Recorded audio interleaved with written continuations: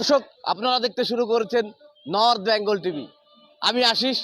এই মুহূর্তে উপস্থিত হয়েছি উত্তর দিনাজপুর জেলার গোয়ালপুকুর বিধানসভার এই লোধন এলাকায়, যেখানে যে আম জনতা পার্টির যে প্রার্থী রয়েছেন তিনি প্রচার শুরু করেছেন এবং তিনি এই মুহূর্তে উপস্থিত হয়েছেন লোধনে।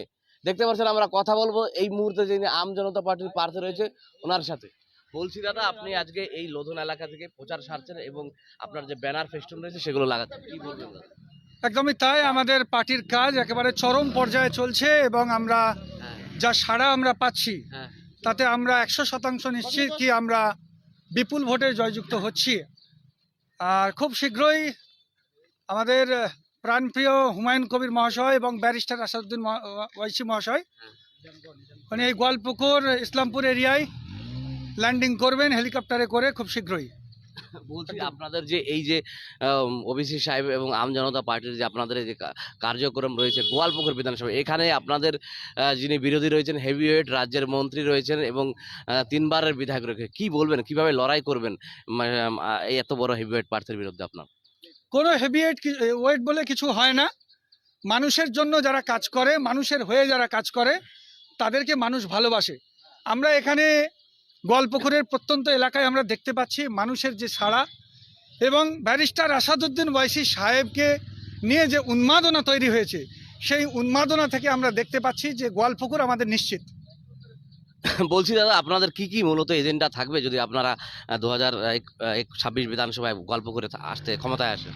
দেখুন, আমি এখানে সর্বপ্রথম দেখতে পাচ্ছি যে সবথেকে আন্ডার ডেভেলপড এরিয়া এটা, এবং লোয়ার মিডিল ক্লাস বা লোয়ার ক্লাস যারা রয়েছে তারা মূলত মুসলিমরাই রয়েছে। এখানে মোর দ্যান 79% মুসলিম এখানে বসবাস করে এবং আমরা পরিষ্কার দেখতে পাচ্ছি কি একেবারে পরিকল্পনা মাফিক মুসলিমদেরকে পিছিয়ে রাখা হচ্ছে।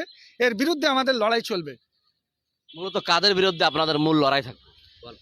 এখানে আমরা পরিষ্কার দেখতে পাচ্ছি যে টিএমসি পুরোপুরি বিজেপির সঙ্গে হাতে হাত মিলিয়ে মুসলমান সংখ্যালঘু মুসলমানকে পিছিয়ে রাখার একটা পরিকল্পনা করেছে।